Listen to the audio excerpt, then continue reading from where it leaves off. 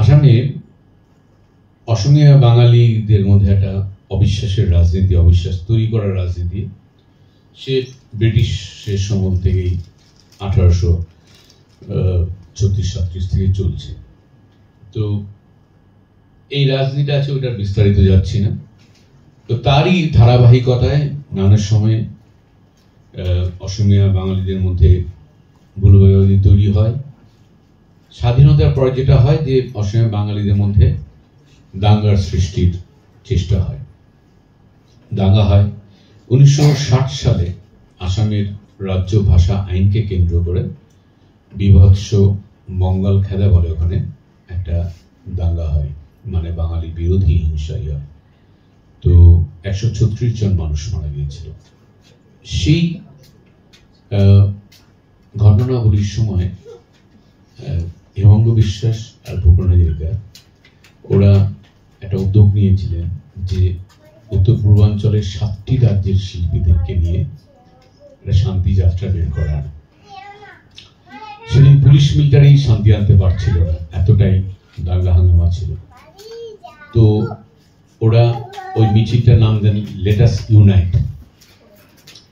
সেই শান্তি যাত্রা শিলং থেকে রওনা হয় এবং আপার আসামের অরুণাচল প্রদেশের বর্ডার সদিয়া বলে জায়গা এই অবধি পরপর যায়। এবং সেই সংস্কৃতির দলে বিভিন্ন রাজ্যের শিল্পীরা ছিলেন, বড়ো শিল্পী, খাসি শিল্পী, জয়ন্তিয়া শিল্পী, গারো শিল্পী, বাঙালি, অসমীয়া, হিন্দিভাষী সকলে ছিলেন। সেই শান্তিযাত্রা যখন যায়, এমন ঘটনা ঘটেছে যে আগের দিন হয়তো একটা শহরে বিভৎস দাঙ্গা হয়েছে, পুলিশ মিলিটারি আটকাতে পারেনি, একটা চাপা উত্তেজনা। পরের দিন ওরা ওখানে গেছেন,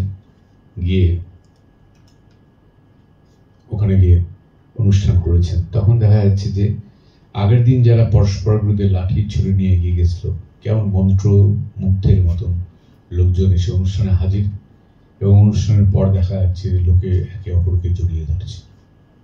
সেই সময়, সেই শান্তিযাত্রা চলার সময় দুটি গান খুব বিখ্যাত। একটি গানের এখানে আমরা জানি তার বাংলা সংস্করণটা, কিন্তু এই ইতিহাসটা না জানায়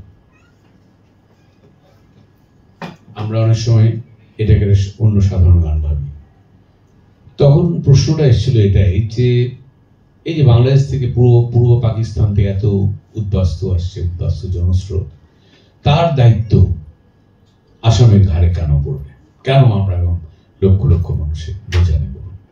এরকম একটা কথা যে এরা ঠিক আছে অন্য জায়গায় যাবে, এখানে কেন? তো তখন ভূপেন হাজরিকা ওই শান্তিযাত্রা যখন নগাঁও শহরে আসে তখন একটি গান লেখেন, মূল অসমীয়াটি। পরে শিবদাস বন্দ্যোপাধ্যায় এর একটি বাংলা অনুবাদ করেন। বাংলা অনুবাদটি আমরা প্রত্যেকেই জানি।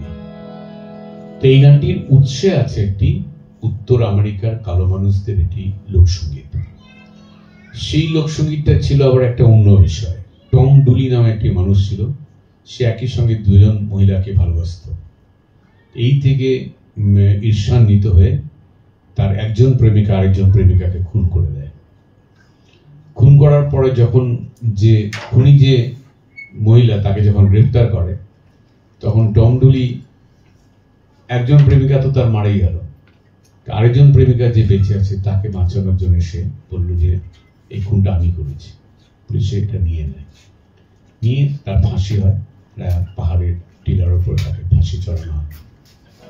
তো ওইটা একটা টম ডুলি একটা বিখ্যাত গান আছে, তার যে স্থায়ী সুরটা সেটা ভূপেন হাজরিকা নিয়েছে।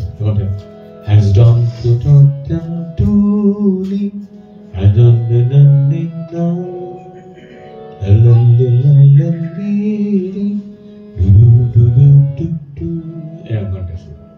এখান থেকে উনি করলেন। অসমীয়াটার মুখটার কথাটাও অর্থটা বললে বোঝেন, খুব মনে হয় পাশে এসে খুব পিঠে হাত পুড়িয়ে বোঝাচ্ছে। মানুহে মানুহৰ বাবে যদিহে অকণো নাভাবে, অকণো সহানুভূতিৰে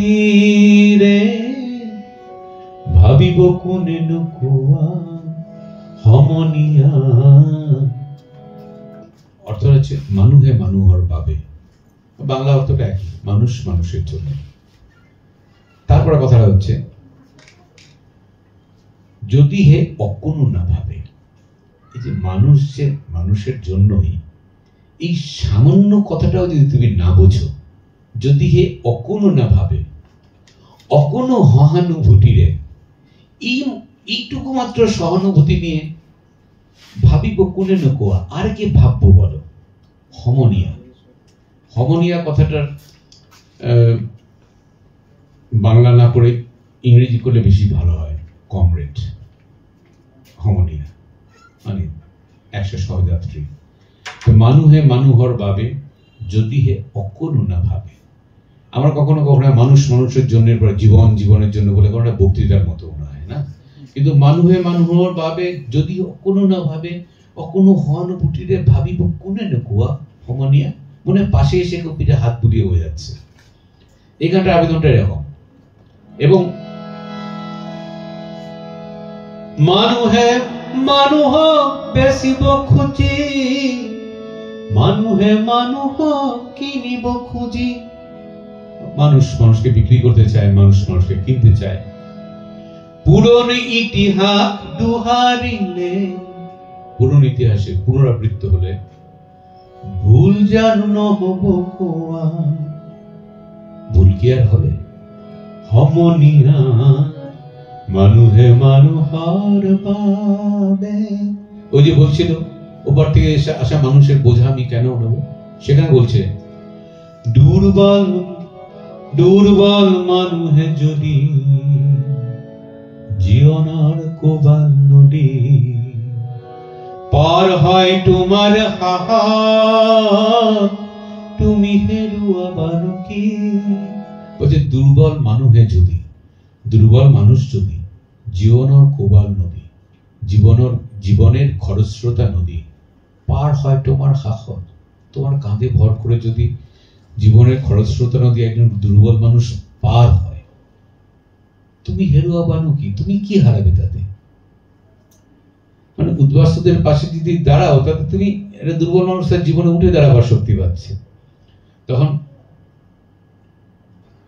দুর্বল মানুহে যদি জীবনের কোবাল নদী, পার হয় তোমার হাহার, তুমি হেরুয়াবানো কি? মানব যদি হে নহয় মানুষ, দানব কাহানিও নহয় মানুষ। ওই কথায় মানুষ যদি সে যায় না মানুষ, দানব কখনো হয় না মানুষ। যদি দানব কখনো বা হয় মানুষ, লজ্জা কি তুমি পাবে না? ও বন্ধু মানুহে মানুহর বাবে, যদি হে অকোনো না ভাবে, অকোনো সহানুভূতিৰে ভাবিব কোনে নোকোৱা, সমনীয়া মানুহে মানুহৰ বাবে। এটা একটা গান। আর আরেকটা গান হেমঙ্গ বিশ্বাস আর ভুবন হাজরিকার যৌথ সৃষ্টি। হেমঙ্গ বিশ্বাস লিখেছেন বাংলায়, ভুবন হাজরিকা লিখেছেন অসমীয়া। হেমঙ্গ বিশ্বাস সুর দিয়েছেন ভাটিয়ালিতে, ভুবন হাজরিকা সুর দিয়েছেন বিহুতে। একটা জায়গায় গিয়ে বাংলা অসমীয়া মিশে যায়, বিহু ভাটিয়ালি মিশে যায়। এটা দুজনের কথোপকথন। হারাধন একজন বাঙালি কৃষক যে উদ্বাস্তু, ও রঙ্গন একজন অসমীয়া কৃষক যে আসামের স্থানীয় মানুষ। হারাধন, আসাম হচ্ছে বিহুর জায়গা, বিহুর হচ্ছে একটা যৌবনের উৎসব, ফসল কাটার উৎসব। ইদানিংকালে বিহুর একটা নাচের ভিডিও খুব ভাইরাল হয়েছে। তো বিহু হচ্ছে যৌবনের উৎসব। বিহু কেউ নানাভাবে বিকৃত করে, যাই হোক বিহু খুব সেকুলার উৎসব, তার মধ্যে কোনো ধর্ম নেই। একবারে নরনারীর প্রেম, ফসল কাটা। এই বিহু তিনটে বিহু হয়, ভোগালী বিহু, রঙালী বিহু, কঙালী বিহু। কার্তিক মাসে যেটা হয়, তখন ধান কেটে শূন্য মাঠ, কাঙাল হয়ে যায়, ঘরে কিছু থাকে না, তার নাম কঙালী বিহু। যখন ফসল কেটে যখন ধরে তার নাম ভোগালী বিহু, তখন পিঠে টিঠে খাওয়া হয়। আর যখন বর্ষ শেষ হয় চৈত্র মাসে, বসন্ত চারধার রঙিন হয়ে আছে, তার নাম রঙালী বিহু। তো রঙালী বিহু যখন আসে চৈত্র মাস, ফাটা শিমুল ওড়ে, যদি তাঁতশাল থেকে যুবতী বেরিয়ে আসে, তাঁতশালে কাজ করছে, তাকে দেখে মাঠের যুবক গান ধরে, ঘরটে নবহমন হমনিয়া এ পঠারটে নব হেমন কমুয়া টুলা বর্জেনে কুইউড়ি সে টেনে কুইউড়ি বর্মন। এটার বিহু গান মানে হচ্ছে ঘরটে নবহেমন হবনিয়া, ঘরতে বসে না মন সাথী, বাইরেও বসে না মন। কমুয়া টুলাবর জেনে কই রইছে, ফাটা শিমুল যেরকম বাতাসে উঠছে, টেনে কই উড়ি ভরে মন, তুমি আমার মনটাকেও সেভাবেই ওড়াচ্ছ। এটা মানে প্রেমের অনুভূতির যে গান, যে দেশে আসাম, সেখানে দেশ ভাগের বলি হয়ে আসে বাঙালি কৃষক হারাধন। ভিটে মাটি ঘর বাড়ি সবকিছু সে খুইয়ে আসে, দেশ ভাগের সালামি, স্বাধীনতার সালামি এসে ঘর বাড়ি বাঁধে সে ব্রহ্মপুত্রের চরে।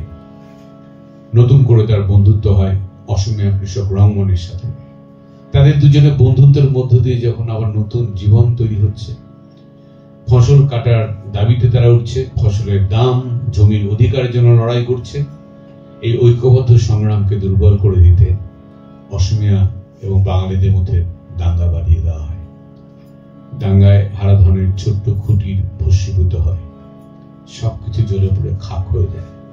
সে যখন সব আশা ভরসা হারিয়ে ফেলে, তখন তার পাশে এসে দাঁড়ায় অসমীয়া কৃষক রমন। রমন বলে, তুমি আবার ঘর তৈরি করো, আমি তোমার হাতে খড় তুলে দিচ্ছি, তুমি ঘর তৈরি করো। তখন সে বিহু সুরে বলে, মনরে বননি সনে হরে নিজরার পানিকে একটু পিউ, মনরে বননি সনে হরে নিজরার পানিকে একটু পিউ, পুরা কই ভেটিতে তুমি ধরে এ বান্ধা, আমি টঙাল তুলাই দিউ, পুরা কই ভেটিতে তুমি ধরে এ বান্ধা, আমি টঙাল তুলাই দিউ। অর্থাৎ মনরে বননীর স্নেহর নিজরার, মনরে বননীর মনের বনের, স্নেহর, স্নেহর মানে খুব প্রিয়, অত্যন্ত ভালোবাসার, হৃদয়ের চেয়ে প্রিয়, স্নেহর নিজরার, নিজরা মানে হচ্ছে ঝর্ণা, নিজরা, মনরে বননীর স্নেহর নিজরার পানিকে একটু পিপিউ, একটু এক ঢোক পান জল পান করি। চলো মনের বনের স্নেহর প্রিয় ঝর্ণার জল চলে এক ঢোক পান করি। পুরাকই ভেটিতে তুমি ঘরে বাঁধা, এই বিধ্বস্ত মাটিতে তুমি আবার ঘর তৈরি করো, আমি টঙ্গাল তুলে, আমি তোমার হাতে খড় তুলে দিচ্ছি। এই গান শুনে এবার হারাধনের গলায় ঘাটিয়ালি সুর ভেঙে পড়ে। সে বলে, আবার আমি বানমু ঘর, আবার আমি গাইমু গান, দুঃখে যদি পাষাণ গলে গলবে কি পরাণ। এবার রমন উত্তর দেয়, লুইটর সাপড়িত সাকয়ে কান্দিলে মানুহৰ নাও খাই, মানুহৰ দুখত মানুহ বুৰিব, আনক চোন দুখী বৰ নাই। লুইটৰ চাপৰিত চাকয়ে কান্দিলে, লুইত মানে অসমীয়া ভাষায় ব্রহ্মপুত্র, লুইটর সাপরিত ব্রহ্মপুত্রের চরে চোখা চোখি কাঁদছে মানুষের দুঃখ দেখে, মানুষের দুরবস্থা দেখে ব্রহ্মপুত্রের চরের চোখাচোখিও কাঁদছে। সে বলছে যে এই মানুষের তৈরি, এটা মানুষের তৈরি, এই দুর্ভাগ্য, এই সর্বনাশা মানুষই তৈরি করছে, অন্য কাউকে দোষ দিয়ে নাই। তখন হারাধন বলে তার জীবনের কথা, পদ্মার তুফান উড়াইয়া নিল আমার সুখের ঘর, আমার সুখের ঘর। এখানে একটা বৈশিষ্ট্য হচ্ছে, এই জায়গা থেকে গানটার মধ্যে বিহু আর ভাটিয়ালির সুর মিশে যায়। আসামে এটাই হচ্ছে রাজনৈতিক ভয়, যে বিহু না ভাটিয়ালিকে গ্রাস করে ফেলে, আবার আরেক পক্ষে ভাটিয়ালি না বিহুকে গ্রাস করে ফেলে। অসমীয়রা বাঙালিদেরকে না গ্রাস করে দেয়, না বাঙালিরা অসমীয়দেরকে গ্রাস করে দেয়। এইখানে কেউ কাউকে গ্রাস করছে না, দুজন মিলে একটা তৃতীয় সুর তৈরি করছে। আরোহে ভাটিয়ালি, অবরোহে বিহু চলে আসে। যেমন পদ্মার তুফান উড়াইয়া নিল আমার সুখের ঘর, আমার সুখের ঘর, উজান ঠেলা আইলাম আমি লুই তোরে সর। আমার ভাঙা নাওয়ে বন্ধু তুমি দিলায় পার, আর আমি ধরলাম বৈঠা বন্ধু তুমি ধরলায় হাল। এই মিলন গাঙে আনলো বলো কে বিভেদের বান, কে বিভেদের বান। সর ভাঙিল ঘর ভাঙিল ডুবলো সোনার ধান। আমার দেহে বৃষ্টি শুকায়, রক্ত কণায় সূরজ ঘুমায়, হালের খুঁটি মুঠিতে শোভায়। তবু কেনই উপবাসী নিজ দেশে পরবাসী সমনিয়া বলো না আমায়, সমনিয়া বলো না আমায়। এবার রঙ্গন বলে ভাষা না বুঝিও যুগে যুগে আহে মানুহে মানুহর পিনে। ভাষা না বুঝেও যুগে যুগে মানুষ মানুষের দিকে এগিয়ে আসে। মরমর ভাষারে আখর নাই কিয়া বুঝিব খুঁজিলে সিনে। মরমর ভাষারে আখর নাই কিয়া, মরম মানে ভালোবাসা, মরমর ভাষারে মানে ভালোবাসার ভাষা, আখর নাই কিয়া তার কোনো বর্ণমালা নেই। ভালোবাসার ভাষার কোনো বর্ণমালা হয় না। বুঝিব খুঁজিলেই সিনে, খুঁজলেই বুঝতে পারবে। গঙ্গার সাপড়ির টলিতে দেখিবা লুইটর পলক আছে। গঙ্গার গর্ভে চলে যাবে, ব্রহ্মপুত্রের পলিমাটি খুঁজে পাবে সেখানে। তোমারে মুরে আইয়ে কান্দিলে একেই চকু পানি মুছে। তোমার আর আমার মা যখন কাঁদে তখন একই অশ্রু ঝরে। তুমি ময়ে দেখন গড়তে যদি হে কেঁচা ঘাম হরে। তুমি আর আমি দেশ করতে গিয়ে যদি মাথার ঘাম পড়ে, দুয়ুরে ঘামেরে মিলনে দেখিবা বুরঞ্জি রচনা করে। আমাদের দুজনের ঘামের মিলনেই ইতিহাস রচিত হয়। এবার গভীর দুঃখে তারা গায় এনে দুঃখ লাগে বন্ধুই, এনে দুঃখ লাগে, এমন দুঃখ লাগে রে বন্ধু, এমন দুঃখ লাগে। এনে দুঃখ লাগে রে বন্ধুই, এনে দুঃখ লাগে, অতীত দিনের মিলন স্মৃতি যখন মনে জাগে। এনে দুঃখ লাগে বন্ধুই, এনে দুঃখ লাগে, এমন দুঃখ লাগে রে বন্ধু, এমন দুঃখ লাগে। কিন্তু তারা এটা বোঝে যে বিচ্ছেদ এই সংঘাত, এই দাঙ্গা কখনো শেষ কথা হতে পারে না ইতিহাসে।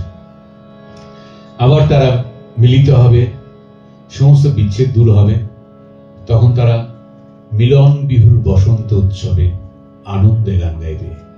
সেই দিনের প্রত্যাশায় গায়, এনেনু ভাল লাগে বান্ধবী, এনেনু ভাল লাগে, এমন ভালো লাগে রে বন্ধু, এমন ভালো লাগে, এনেনু ভাল লাগে বান্ধবী, এনেনু ভাল লাগে।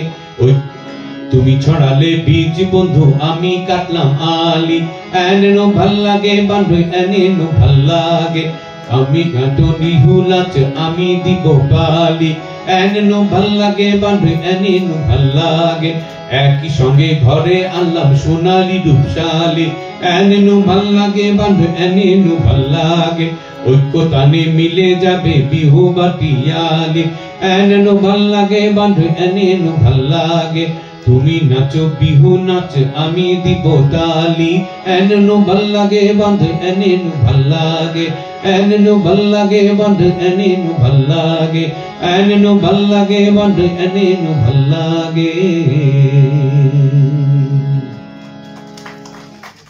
আস্তে শেষ করি আর দুটো গান গেয়ে। একটা গান গাইছি ত্রিপুরার একজন লোকশিল্পীর গাওয়া। যখন লোকশিল্পীদের মধ্যে যখন রাজনৈতিক চেতনার যখন বিস্তৃতি ঘটে, তখন তাদের গানের মধ্যে একই সঙ্গে লোকায়ত গানের চরিত্রও থাকে, আবার গণসঙ্গীতের যে সংগ্রামী মেজাজ সেটাও থাকে।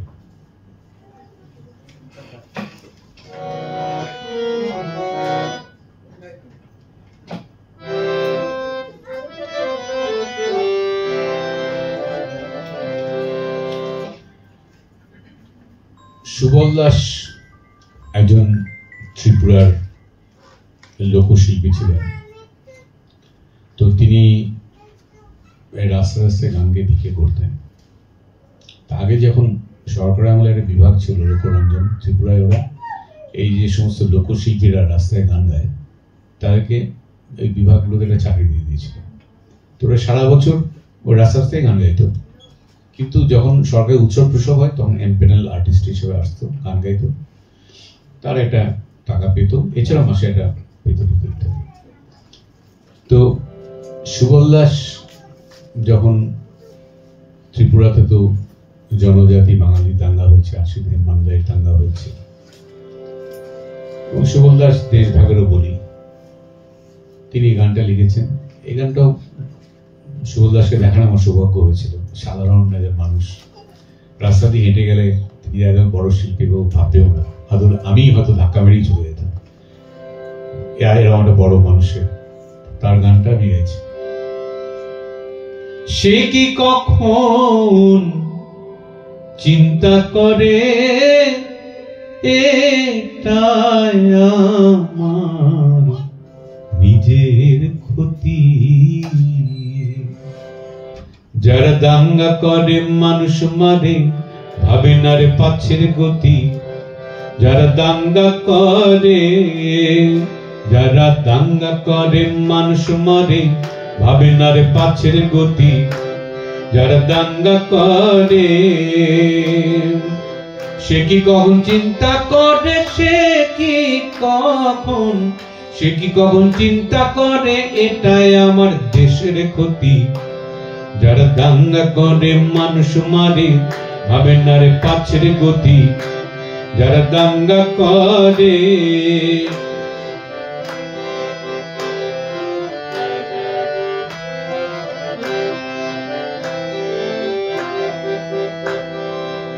কেউ বা কারো তালে পড়ে পরের ঘরে দেয় আগুন, প্রাণ বাঁচাতে পরের হাতে কার বাবা হইয়াছে খুন, কেউ বা কারো তালে পড়ে পরের ঘরে দেয় আগুন, প্রাণ বাঁচাতে পরের হাতে কার বাবা হইয়াছে খুন।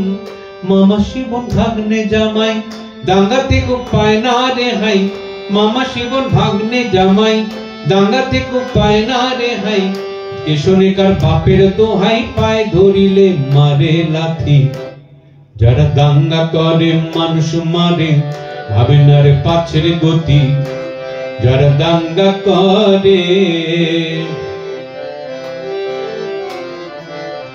এরপরে যে কথা বলেন, এটা সাধারণ স্বল্প শিক্ষিত একজন সাধারণ লোকশিল্পী, তিনি এমন একটা কথা বলেন যে কথাটা এখন অনেক শিক্ষিত মধ্যবিত্তরাও অনুধাবন করতে পারেন না, যে মানবিকতার সবচেয়ে বড় কথাটা বলছেন, হোক না সে ভিন্ন জাতি তাতে কোনো ক্ষতি নাই, ভালোবেসে আদর করে পরকে আপন করা চাই। হোক না সে ভিন্ন জাতি তাতে কোনো ক্ষতি নাই, ভালোবেসে আদর করে পরকে আপন করা চাই। সুবল দাসের কথা ধরো, মিলেমিশে কর্ম করো। সুবল দাসের কথা ধরো, মিলেমিশে কর্ম করো। দেশের শত্রু দমন করো, কেউ করো না কারো ক্ষতি। যারা দাঙ্গা করে মানুষ মারে, ভাবেন না রে পাছের গতি। যারা দাঙ্গা করে সে কি কখন চিন্তা করে, সে কি কখন চিন্তা করে এটাই আমার নিজের ক্ষতি। যারা দাঙ্গা করে মানুষ মারে, ভাবে না রে পাছের গতি। যারা দাঙ্গা করে। শেষ গান গাইছি, একটি লোকগান। ওই যে বলছিলাম লোকগানে হয়তো এবার পলিটিক্যালি কথাগুলো বলা হয় না, এটা সাধারণত মানুষের অভিন্নতার কথাগুলো বলে। আমাদের দেশে যারা বাউল ফকির, আমরা আসলে সকলকেই এক গোত্রভুক্ত করি। এদের ধর্ম চর্চাটা একেবারে আলাদা। এই যে শাহ আব্দুল করিমের গান গাইল, ওরা ইন্টারেস্টিং হচ্ছে, তোমরা গানটা শুরু করেছিলে করিম ভাইয়ের যে মূল সুর দিয়ে, শেষে যেটা গেয়েছো পরে ওটা হচ্ছে বিদ্যান্ত শেষ সুর। তবে করিম ভাইয়ের সঙ্গে আমাদের দেখা হয়েছিল, আমরা তাকে সম্বর্ধনা দিয়েছিলাম। তো ওনাকে ইন্টারভিউ নেওয়ার সময় জিজ্ঞেস করলাম যে আপনার যে গান, আপনার সুরের চেয়ে বেশি বিপ্লব দাসের ডাকনাম পটল, পটল দাস সুর বেশি জনপ্রিয় হয়ে গেল। পটল দাসের খুব বড় একজন সুরকার। হাসান রাজার যত গান আমরা শুনি বেশিরভাগ গান ওনার সুর। হাসান রাজার গানের সুর পাওয়া যায় না এখন খাতা থেকে, তো ওটা ওনার সুর সব। যাই হোক, তো তাতে আপনার কোনো মন খারাপ হয় না যে আপনার গানটা জনপ্রিয় হলো, আপনার সুর জনপ্রিয় হলো না? উনি বলেন না, উনি তো কোনো পরদেশি সুর দেননি। বলছেন উনি তো কোনো পরদেশি সুর দেননি, অর্থাৎ সেই সুরের ভুবনের মধ্যে আছে। আর 2 নম্বর বলছেন, আমরা তো হচ্ছে প্রচারক, গানের বাণী প্রচার করি। কোন সুর দিয়ে বাণী পৌঁছল না এখন বড় কথা। আর সবচেয়ে বড় কথা, গানটা যখন লিখলাম আমি, আমার বেরিয়ে যখন গেল ওটাতে সকলের হয়ে গেল, ওটার মধ্যে আমার নিজের মালিকানা নেই। এবং উনি নিজে অনুষ্ঠানটায় গান গাইতে গিয়ে নিজের সুর ভুলে গিয়ে পটলদার সুরে গাইতে শুরু করেছেন। তেমন শিষ্য রুহিদা, রুহি ঠাকুর বহু কষ্ট ওনাকে সুরে ফিরিয়ে আনলো। পরে রুহিদা বলছেন, তিনি একটা তোতলা ছিলেন, বলছেন আর এদিকে উস্তাদের তো গেছেন পটল বাবুর সুরে। যাই হোক, তো ওদের যেমন করিম ভাইকে জিজ্ঞেস করলাম যে আপনি তো রোজা নামাজ রাখেন না, আপনি তো ঈশ্বর বিশ্বাস করেন? হা করি, করতাম না কেন? তো রোজা নামাজ তো রাখেন না। বলছেন ইবেটা ওর তো উস্তাদ আছে, মানে ওই ইবেটা বলতে পারে ঈশ্বর বলছে, ও বেটা এত উঁচুতে আছে, বেশি রোজা নামাজ পড়ে আরো বেশি সাঙ্গ উঠে যাবো, মানে আরো বেশি মাথায় উঠে যাবে। বললাম ঈশ্বর মানে কি? বলছি ঈশ্বর একটা পেঁয়াজের মতো, মানে ওই তো পেঁয়াজ একটা বস্তু, তো ছাল ছাড়ান ছাড়ান ছাড়ান ছাড়ান ছাড়ান, কিছু নেই। তো এই ধরনের, কিন্তু ওরা বিশ্বাস করেন যে ধর্ম হচ্ছে আচারে নয়, ধর্ম হচ্ছে বিচারে। আচারে রোজা, নামাজ, তিলক, ফোঁটা এইগুলো ধর্ম নয়, ধর্ম হচ্ছে বিচারবোধ, বিচারের। তো ওই করিম ভাই যে দর্শনে বিশ্বাস করেন, ওই দর্শনে একজন জালালউদ্দিন নেত্রকোনা অঞ্চলে, তারা আসলে মানুষের ওই বোঝান যে বিচারবোধ দিয়ে সবাই এক হবে, আচারে সবাই আলাদা। বিচার বোধে বলছেন, দরবেশ তুমি আল্লাহ খোঁজো, ঋষি খোঁজেন ভগবান। দরবেশ তুমি আল্লাহ খোঁজো, ঋষি খোঁজেন ভগবান। হয় না দেখি কারো সাধ্য,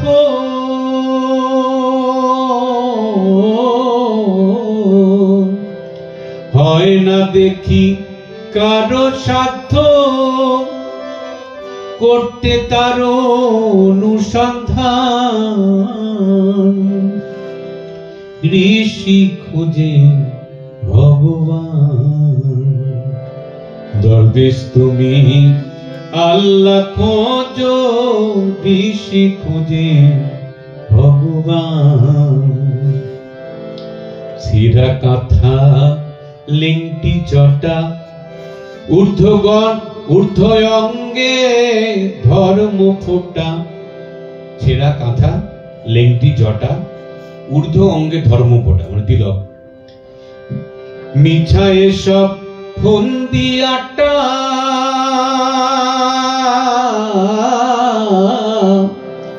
মিছা এসব ফন্দি আটা, সার করেছ বন শ্মশান।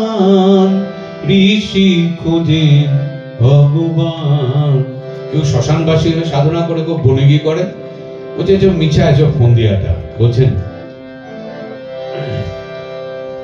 তোর ভগবান নয় জানোয়ার, কেনে দেখা পাবি তুই তার। পাইলে পাবে স্বরূপ সাকার,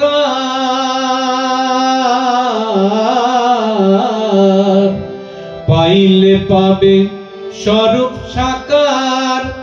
যে জন আছে বর্তমান, অর্থাৎ আছে তোর ভগবান নয়, অর্থাৎ সাকার ঈশ্বরও চলবে না, তোর জানোয়ার নয় যে আকার নিয়ে সামনে আসবে। তোর ভগবান নয় জানোয়ার, কেমনে দেখা পাবি তুই? পাইলে পাবে স্বরূপ সাকার। ওরা খুব বিশ্বাস করে যে যে স্বরূপ সাকার মানে হচ্ছে আমার মতো দেখতে সাকার, অর্থাৎ মানুষ। পাইলে পাবে স্বরূপ সাকার, যে রূপ আছে বর্তমান, সামনে যে বর্তমান মানুষ আছে তার মধ্যে পাবে। সেজন্য বলছে শেষ কথা, নিজকে যখন চোখে ভাসে, বাক্যে তখন সিদ্ধি আসে। ওরা বিশ্বাস করে যে ধ্যানস্থ হয়ে নিজেকে কল্পনা করতে হয়।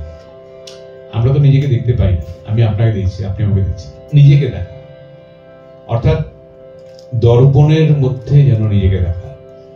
যখন নিজে নিজেকে দেখতে পাবে তখন ওরা বিশ্বাস করে যে তখনই বাক্যে সিদ্ধি আসে, অর্থাৎ আমার কথা সত্য হয়। সেটাই হচ্ছে ধর্ম, এটা সকলের জন্য ধর্ম। নিজকে যখন চোখে ভাসে, বাক্যে তখন সিদ্ধি আসে। জালালউদ্দিন মন বেহুশে,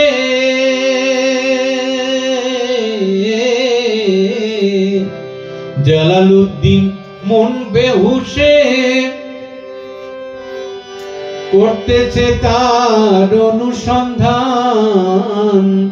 ঋষি খুঁজে ভগবান। দরবেশ তুমি আল্লাহ খোঁজো, ঋষি খুঁজে ভগবান। শেষ আরেকটা গান গাইছে, এটা সম্প্রীতি দিয়ে সরে ঈশ্বর।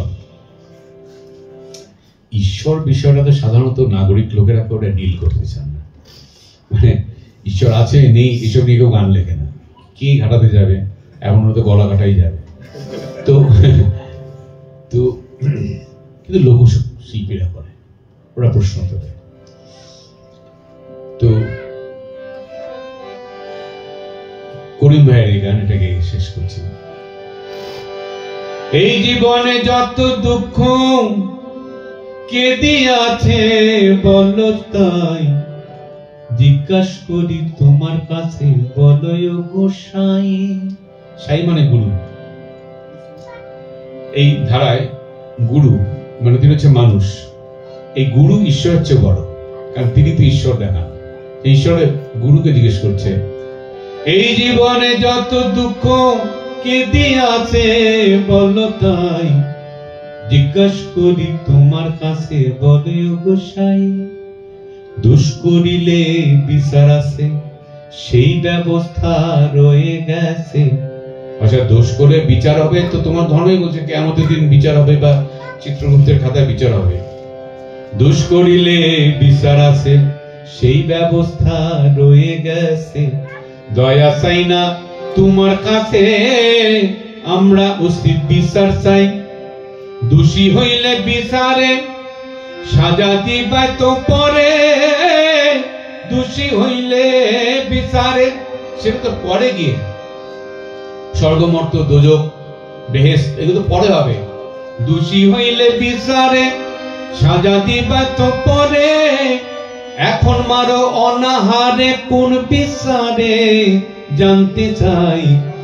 এন মারো অনাহারে কোন বিচারে জানতে চাই, জিজ্ঞাসা করি তোমার কাছে বলো ও গোসাই। এবার ঈশ্বরকে বলছেন, এই কি তোমার বিবেচনা? শ্রেণী বিভক্ত সমাজের কথাই আসছে।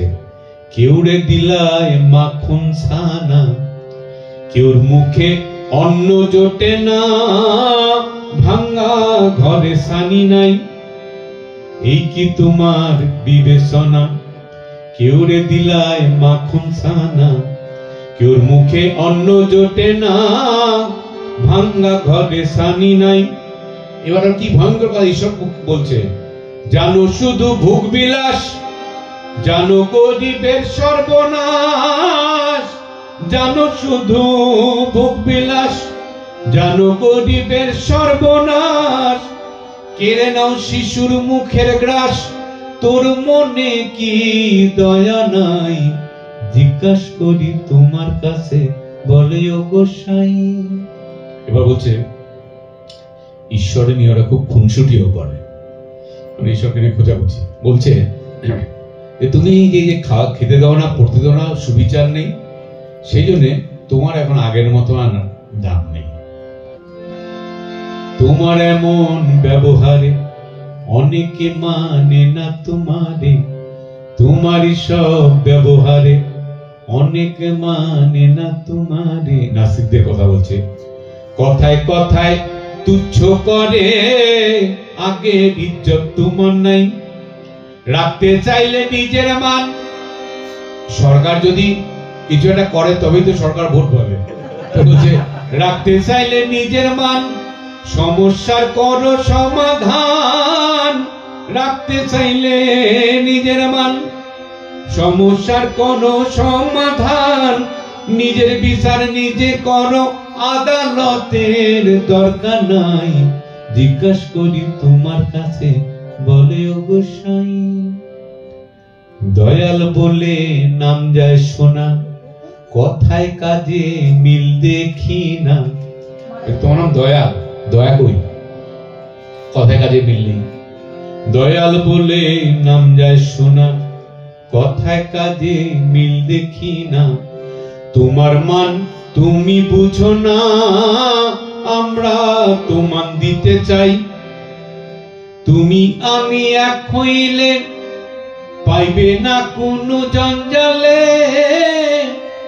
এখানে একটা কথা বলি, এই যে বলছে তুমি আমি এক হইলে পাইবে না কোনো জঞ্জালে, যে তুমি আমি এক হইলে, এটার মধ্যে অজান্তে লোকশিল্পী একটা রবীন্দ্রনাথের কথা বলে ফেলে।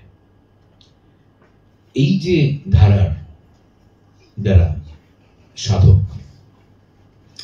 তারা মনে করে যে ঈশ্বরকে খুঁজে পাওয়া যায় মানুষের মধ্যে। তো ঈশ্বর কি? ঈশ্বর হচ্ছে একটা মানে tireless striving status is arms towards perfection, সবকিছু নিখুঁত, তার একটা প্রতিমূর্তি ঈশ্বর। ঈশ্বর তো মানুষ তৈরি করেনি, মানুষ ঈশ্বরকে তৈরি করেছে। কি দিয়ে তৈরি করেছে? সবকিছু ভালো দিয়ে। অর্থাৎ হচ্ছে এটা পৃথিবীর নন্দনের ইতিহাসে সবচেয়ে বড় নন্দনতাত্ত্বিক সৃষ্টি হচ্ছে মানুষের ঈশ্বর। তো মানুষ যদি একটু ওরকম হয়ে যায়, অর্থাৎ নিখুঁত, আর ঈশ্বর যদি একটু মানুষের মতো হয়, চিমটি কাটলে লাগে থাকে, তবে দেখা হয়ে গেল। তো রবীন্দ্রনাথ বলছেন, তাই তো প্রভু যেথায় এলো নেমে, তোমারি প্রেম ভক্ত প্রাণের প্রেমে, মূর্তি তোমার যুগল সম্মিলনে। যুগল সম্মিলন মানে কি? ভক্ত আর ঈশ্বর এক হয়ে যাওয়া। মূর্তি তোমার যুগল সম্মিলনে, সেথা পূর্ণ প্রকাশিছে। ঈশ্বর তুমি এসো, তাই তোমার আনন্দ আমার পর, তুমি তাই এসেছো নিচে, আমায় নইলে ত্রিভুবনেশ্বর, তোমার প্রেম হতো যে নিচে। এটাই বলছেন করিম ভাই, তুমি আমি এক হইলে পাইবে না কোনো জঞ্জালে, তুমি আমি এক হইলে পাইবে না কোনো জঞ্জালে। বাউল আব্দুল করিম বলে আমি তোমার গুণ গাই, পাগল আব্দুল করিম বলে আমি তোমার গুণ গাই। জিজ্ঞাসা করি তোমার কাছে, বলো গোসাই, এই জীবনে যত দুঃখ কি দিয়াছে বলো তাই। জিজ্ঞাসা করি তোমার কাছে, বলো গোসাই।